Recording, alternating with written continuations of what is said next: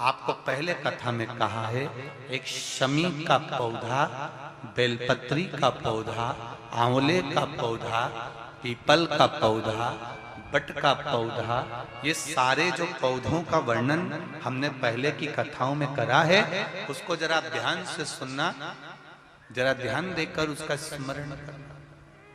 हमने पहले भी कहा इस चीज को कि बेलपत्री के पेड़ के नीचे या शमी के पेड़ के नीचे साधारणता नहीं है।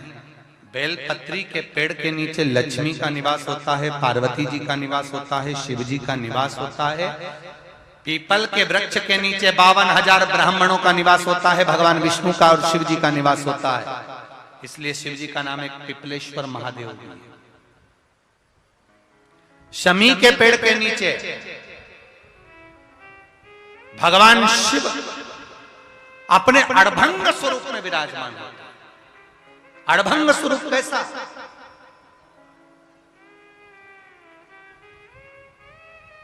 हम क्यों कहते हैं कि आप लोगों को भी पहले कहा, शमी का जो पत्ता होता है, देखा है कौन?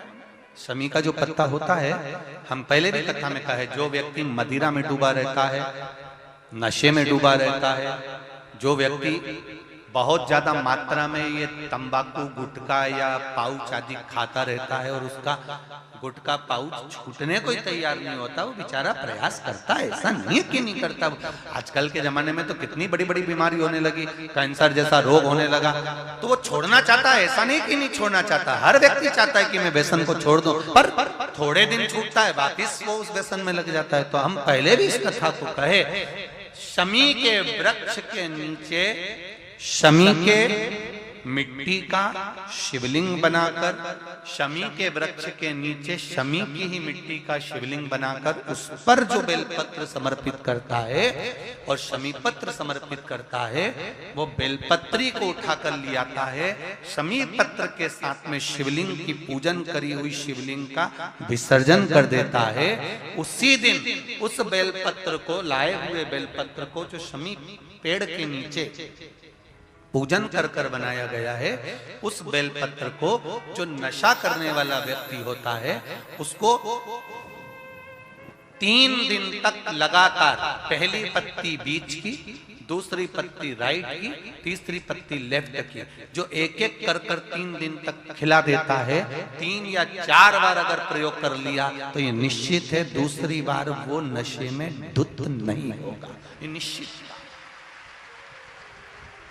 शमी वृक्ष जो शंकर भगवान का अड़भंग स्वरूप जहां विराजमान,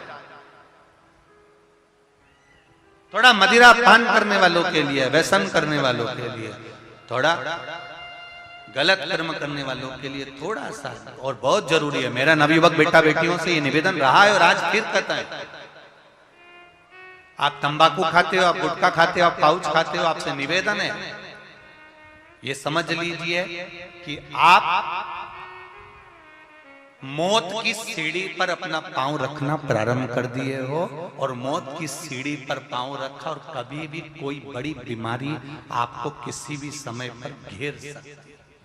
एक बात बहुत ध्यान से उतारना, मेरे बेटा बेटियों से निवेदन, नवयुवक बच्चों से निवेदन, युवान बेटा बेटियों से निवेदन है, हम सुपारी खाते हैं या कोई सामान खाते हैं, बार बार हमारा गाल कटता जाता है, फिर ठीक होता है, फिर कटता है, फिर ठीक होता है, फिर कटता है, दांत में, जबड़े पर और गाल में झार झार सी पड़ने लगती है। धीरे धीरे धीरे धीरे 10 साल, 15 साल, 20 साल, 30 साल बाद वहां फिर घाव उत्पन्न होने लगता है। अच्छा, कई लोग कहते हैं कि पुराने लोग भी तो खाते थे, तो पुराने लोग ये तंबाकू या गुटखा नहीं खाते थे, पुराने लोग पान खाते थे, बीड़ा खाते थे। पान में चूना लगता था, कत्था लगता था और पान में एक तंतु होता है बीच का, वो तंतु एक ऐसा होता है जो अंदर बीमारी को पनपने नहीं देता। इसलिए जो बुजुर्ग लोग जो पान खाने वाले होते हैं, केवल जो पान का सेवन करते हैं, उनको कभी ये बड़ी बीमारी का रोग सताता नहीं है। और जो ये नया नया पाउच आता है जिसपे तुमने देखा होगा, उस पे कैंसर का फोटो भी बना रहता है, ये नए नए पाउचों पर कभी तुमने देखा कि पान पर फोटो बना हुआ है? पर पाउच पर, गुटके पर उसका समझो।